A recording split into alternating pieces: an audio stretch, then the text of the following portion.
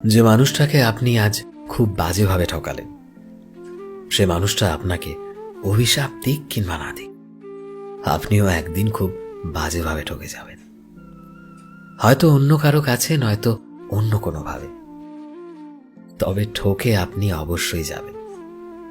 কারণ বাস্তবতা হচ্ছে, তার থেকে আপনার মুক্তি মিললেও তার আত্মার হায় থেকে আপনি কখনো মুক্তি পাবেন না। কাউকে বিনা কারণে অন্যায়ভাবে আঘাত করলে, কারো সাথে বেইমানি করলে কিংবা প্রতারণা করলে সাময়িকভাবে আপনি নিঃসন্দেহে ভালো থাকবেন, তবে বেশি দিন ভালো থাকতে পারবেন না। জীবনের শেষ দিন পর্যন্ত কখনোই নয়। আর ওপারের কথাটা না হয় নাই বললাম। বিশ্বাস ভাঙার প্রতিযোগিতায় আপনি খুব দক্ষতার সঙ্গে কারো বিশ্বাস ভাঙছেন। আপনার দেওয়া দুঃখ কষ্টে প্রার্থনাতে বসেও কেউ চোখের জল ফেলছে। ইচ্ছাকৃতভাবে আপনি কারো ক্ষতি সাধন করলে আপনার ক্ষতিও একদিন না একদিন হবে। অন্যের দুর্বলতা, সরলতা কিংবা ভালোবাসার সুযোগ নিয়ে আপনি যা যা অন্যায় করবেন, গোলাকার এই পৃথিবীতে ঘুরে ফিরে তার সবটাই ফিরে পাবেন, শুধুমাত্র সময়ের অপেক্ষা। আপনার অন্যায়, অত্যাচার, অবিচার, ব্যভিচার, আপনার অপকর্ম, প্রতারণা, লোক ঠকানো, বেইমানি, সবকিছু আপনি সবকিছু ভুলে যেতে পারেন।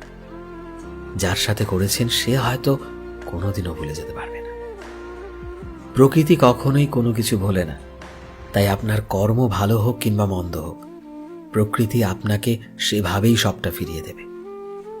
ভালো কর্ম করলে ভালো হবে, মন্দ কর্ম করলে মন্দটাই হবে। সে যাই হোক না কেন, তবে ফিরিয়ে আপনাকে অবশ্যই দেবে এই প্রকৃতি। মনে রাখবেন, গোলাকার এই পৃথিবীতে ভালো মন্দ সবকিছুই ঘুরে ফিরে আসে। মানুষের হিসেব ভুল হলেও প্রকৃতির হিসেব কিন্তু কখনো ভুল হয় না। প্রকৃতি তার নিজস্বতায় সবকিছুর হিসেব পুঙ্খানুপুঙ্খভাবে রাখে। প্রকৃতি যে হিসেবে বড্ড পাকা, কর্মফল ভোগ না করিয়ে কখনো কাউকে ছাড়ে না। জানেন তো, ইংরেজিতে রিভেঞ্জ অব নেচার বলে একটা কথা আছে, বাংলায় যাকে প্রকৃতির প্রতিশোধ বলে। কিন্তু আমরা যখন নিজেরা ঠকে গিয়ে সেই ঠকবাজ, প্রতারক, বেঈমান, বিশ্বাসঘাতক ও চরিত্রহীন মানুষগুলোকে ভালো থাকতে দেখি, তাও আবার দিনের পর দিন, বছরের পর বছর কিংবা যুগের পর যুগ ধরে, তখন আমরা বলি রিভেঞ্জ অব নেচার বলে কিচ্ছু হয় না, কিচ্ছু না, ওটা শুধুমাত্র সান্ত্বনার বাণী। কিন্তু না, মোটেও তা ঠিক নয়।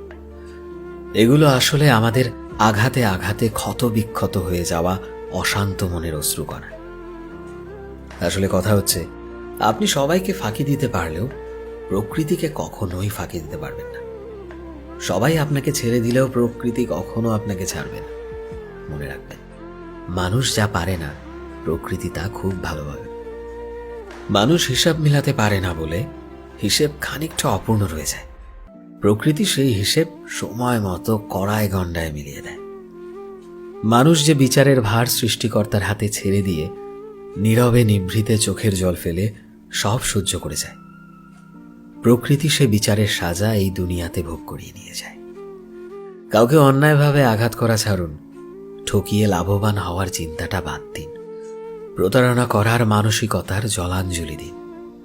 জীবনে এমনভাবে বাঁচুন যেন আপনার দ্বারা কখনোই কারোর ক্ষতি না হয়। আপনি যেন কখনো কারো দীর্ঘ নিঃশ্বাসের কারণ না হন। জানেন তো, মানুষের দীর্ঘ নিঃশ্বাস না ভীষণ ভয়ঙ্কর। আপনি যদি কারো দীর্ঘ নিঃশ্বাসের কারণ হয়েছেন, তো আপনার শাস্তি অনিবার্য। তাই জীবনে আর কাউকে পরোয়া করুন আর নাই করুন, সৃষ্টিকর্তাকে কিন্তু পরোয়া করতেই হবে।